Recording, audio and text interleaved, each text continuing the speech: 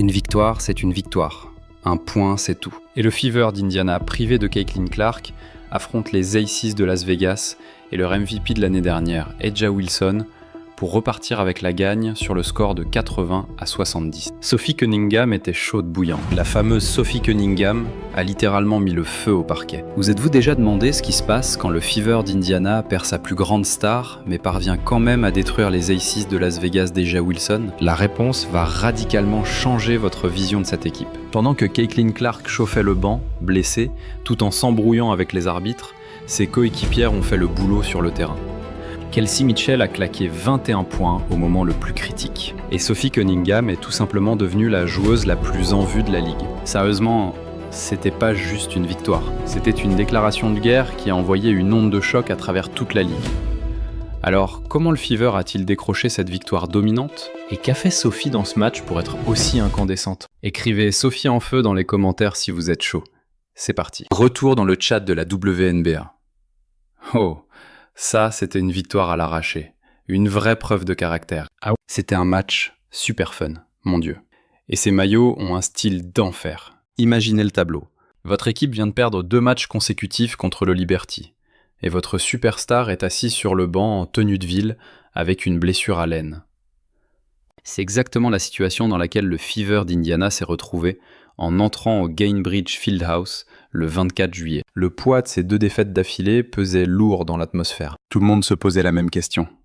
Qui est le Fever sans Caitlin Clark? Évidemment, il n'y a pas de date précise pour le retour de Caitlin, mais qu'a-t-elle pu faire cette semaine dernière? Est-ce surtout de la rééducation et de la récupération, ou a-t-elle pu s'entraîner un peu? Ouais, non, je veux dire, on n'a pas vraiment pratiqué depuis les quelques jours avant la pause du All-Star. Donc c'est surtout de la rééducation du tir, et vous savez, elle a été avec notre équipe de préparation physique, et on a préparé tout le reste du groupe. Le bilan de 12 victoires pour 12 défaites du Fever ne racontait qu'une partie de l'histoire. Les critiques ne faisaient pas que douter de leur chance en play-off. Ils étaient carrément en train de rédiger l'avis de décès de toute leur saison. Les réseaux sociaux étaient sans pitié. Les émissions sportives les décrivaient comme des imposteurs démasqués dès la chute de leur prodige. Le récit était simple et dévastateur. Enlevez Clark et il ne vous reste rien de spécial. La pression montait jour après jour. Le classement pour les playoffs était en jeu. Chaque match comptait désormais. Sur leur route se dressaient A'ja Wilson et les Aces de Las Vegas, les championnes en titre back-to-back qui savaient exactement comment sentir l'odeur du sang. Les Aces ont débarqué à Indianapolis avec leur bilan de 12 victoires et 11 défaites, mais avec l'assurance des championnes chevronnées qu'elles sont. Steph, Caitlin représente un défi en soi pour n'importe quel adversaire, mais quand elle ne joue pas, en quoi votre équipe est-elle différente? Je pense que la balle circule différemment. Vous savez, nos systèmes sont différents. Vous savez, elle a une telle gravité et sa capacité non seulement à être la priorité rapport de scouting, mais sa capacité à rendre tout le monde meilleur quand elle a la balle en main. Donc certaines choses qu'on met en place sont différentes quand elle est sur le parquet par rapport à quand elle n'y est pas. Vous savez, on joue plus sur des mouvements sans ballon, beaucoup moins d'actions balle en main. Personne ne ressentait la gravité de l'instant aussi intensément que la coach, Stephanie White. Elle en était consciente. Cette rencontre allait révéler la véritable identité de son effectif. Était-elle de véritables candidates au titre, capable de tenir tête au gratin de la ligue, ou simplement une équipe lambda condamnée à l'échec sans sa superstar sur le parquet? Il fallait que White trouve les mots justes pour remobiliser ses troupes au moment où le doute commençait à envahir les esprits. Ouais, c'est clairement un soulagement de savoir qu'il n'y a rien d'autre qui se trame et pas de dégâts supplémentaires.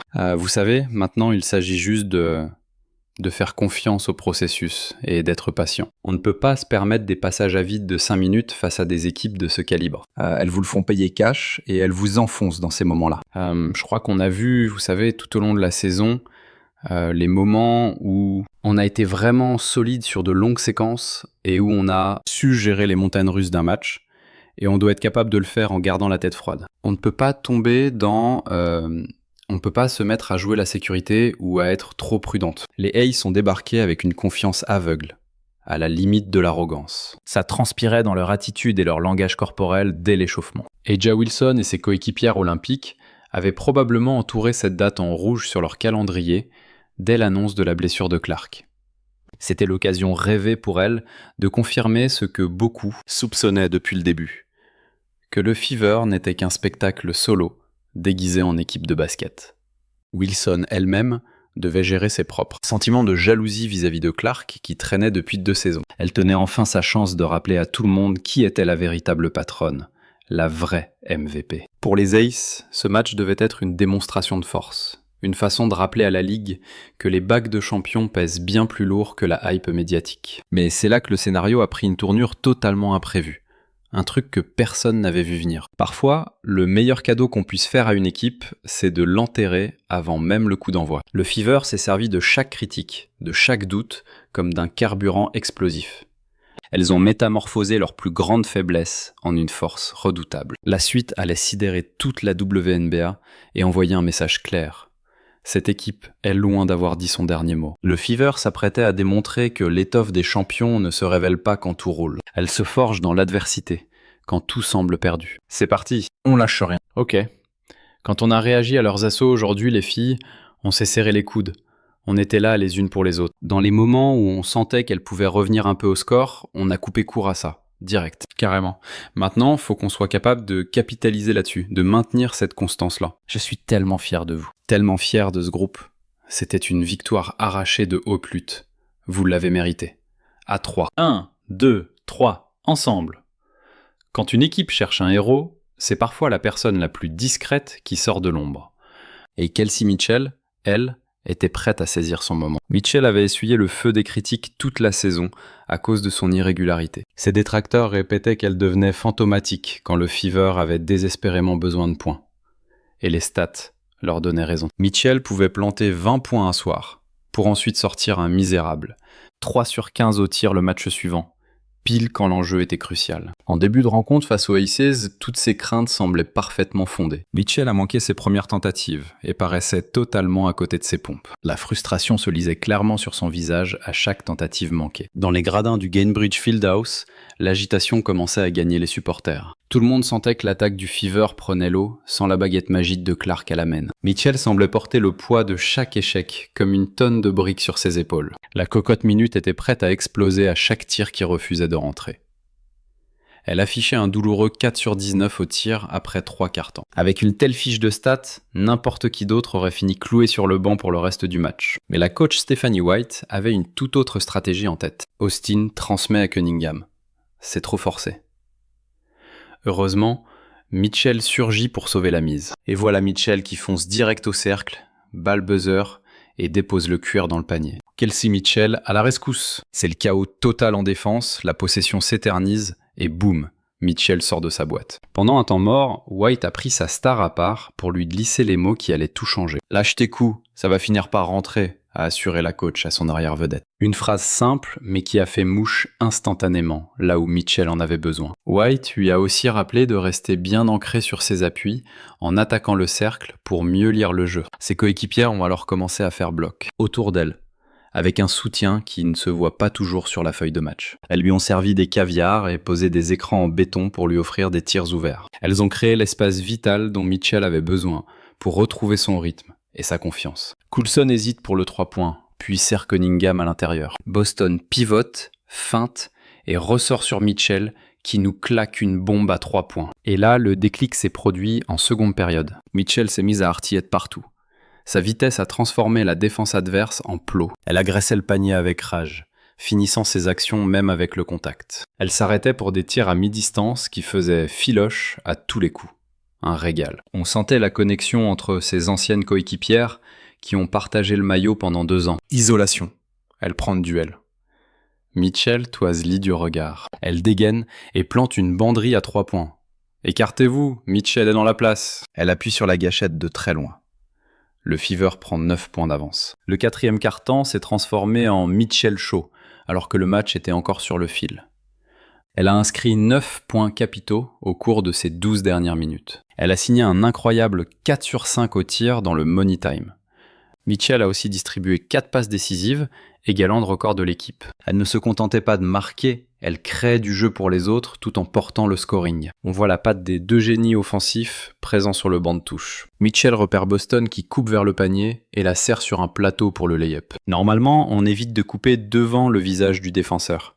Mais la passe était un vrai bijou. Mitchell termine la rencontre avec 21 points au compteur, clouant le bec à tous les critiques qui doutaient de son leadership dans les moments chauds. Elle a fait preuve de ce mental d'acier qu'elle évoquait après la défaite contre le Liberty. Sa prestation prouve que le Fever ne dépend pas d'une seule joueuse, mais possède plusieurs armes capables de plier un match quand c'est nécessaire. Il ne s'agissait pas de remplacer Clark, mais de voir Mitchell devenir la patronne que l'équipe attendait. L'attaque n'a clairement pas été le problème pour Indiana ce mardi. Elles ont planté 84 points, même sans Caitlin Clark sur le terrain. Cunningham avait déjà planté 5 banderilles, et là, elle débloque son compteur pour ce soir face à Indiana. Regardez le travail monstre de Sophie Cunningham dans la lecture des écrans décalés. Ça ouvre des portes, et elle a déjà un coup d'avance sur la deuxième option. Pendant que tout le monde se demandait qui allait prendre la relève de Clark au scoring, Sophie Cunningham s'est imposée en douce, comme la gâchette la plus redoutable de toute la ligue. Elle a débarqué face aux Aces sur une série brûlante, enchaînant 6 matchs consécutifs à plus de 10 points. Les statistiques devenaient tout bonnement hallucinantes. Cunningham tournait à une moyenne de 13,7 points et 4,7 rebonds par match, tout en rentrant 3,0 tirs primés chaque soir. Vous comptez titulariser Sophie Cunningham à nouveau ce soir ? C'est le plan ?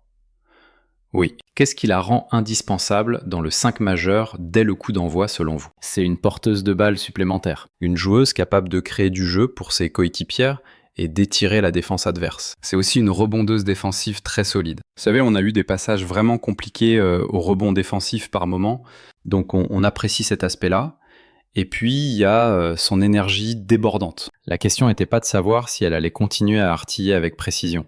Tout le monde savait que Cunningham avait le poignet pour rentrer ses tirs. Le vrai défi, c'était de tenir cette cadence infernale face à l'élite, comme l'armada championne d'Aja Wilson. Mais là, la pression est montée d'un cran. Les équipes adverses commençaient à concocter des plans anti-Cunningham pour calmer ses ardeurs. Les chiffres frôlaient l'irréel. Cunningham affichait une réussite de 58,1% derrière l'arc sur ses 6 dernières sorties. Un pourcentage qui a fait d'elle la gâchette la plus chaude de toute la WNBA en juillet. Et attention, c'était pas des paniers marqués quand le match était déjà plié. Elle plantait des banderilles décisives, pile quand son équipe était au pied du mur. La série adverse se poursuit, mais Cunningham surgit pour stopper l'hémorragie. Face aux Aces, Cunningham a élevé son niveau de jeu sous les projecteurs. Elle a sanctionné avec un 3/4 à longue distance. Ces 15 points n'étaient pas juste des stats sur une feuille de match. C'était des coups de poignard chirurgicaux pour empêcher les Aces de recoller au score. Chaque fois que Las Vegas commençait à prendre le momentum, Cunningham dégainait un nouveau 3 points pour briser leurs espoirs. Alors vous aviez Melissa Smith sur le dos, je ferais le vide autour. Si t'es Mitchell, tu dis à tout le monde de dégager de l'autre côté du parquet. Cunningham punit immédiatement avec un tir primé ou quelque chose du genre. Ce qui rend Cunningham unique, ce n'est pas seulement son adresse au tir. Elle apporte du rebond, de la défense et du leadership quand il le faut. La coach Stephanie White l'a propulsée dans le 5 de départ justement pour exploiter son énergie et sa polyvalence. White a vanté sa capacité à écarter le jeu, à sécuriser le rebond défensif et à fluidifier l'attaque. Elle qualifie Cunningham de créatrice de jeu et d'opportunités de tir supplémentaires. Les analystes basket la considèrent désormais sérieusement comme la favorite pour le titre de 6e femme de l'année. Franchement, qui d'autre peut rivaliser ? Un expert l'a même traitée de tueuse absolue pour son sang-froid dans le money time. Sa régularité au scoring et son impact en sortie de banc font d'elle une candidate légitime pour le trophée. Vegas a fait du bon boulot en revenant sur le... En déplacement, elles ont su imposer un cadenas défensif pour museler l'attaque du Fever. Et concernant Sophie Cunningham, interdiction formelle de la perdre de vue. La métamorphose de Cunningham est hallucinante.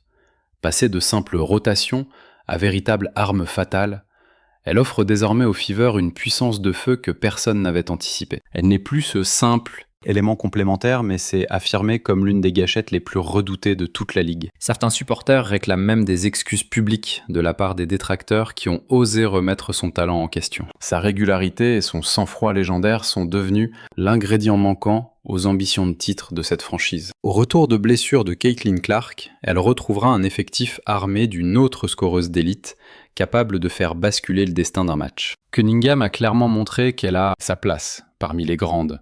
sous les projecteurs les plus aveuglants du basket. À 35 secondes du buzzer, alors que tout restait à faire, Harry McDonald a surgi pour planter la banderie qui allait sceller cette victoire. Le Fever s'accrochait péniblement à une avance de 5 points, mais tout le monde savait que ce matelas était dérisoire face à une armada championne comme Las Vegas. Les Aces avaient passé tout le 4e quart-temps à grignoter le retard sur Indiana. Las Vegas avait encore largement le temps de réaliser un hold-up en verrouillant la défense et en rentrant leurs tirs. Mais soudain, McDonald a hérité du cuir en tête de raquette alors que la bande d'A'ja Wilson jouait sa survie dans la course au play-off. La pression sur les épaules de McDonald était tout simplement titanesque à cet instant précis. Un raté, et les doubles championnes en titre reprenaient vie pour finir leur remontée.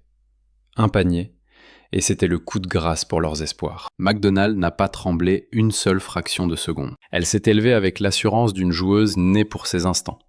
Son step-back à 3 points était d'une audace folle. McDonald a décoché ce tir en sachant pertinemment que la saison de son équipe se jouait sur cette parabole. Le ballon a transpercé le filet dans un bruit sec, comme si c'était écrit d'avance.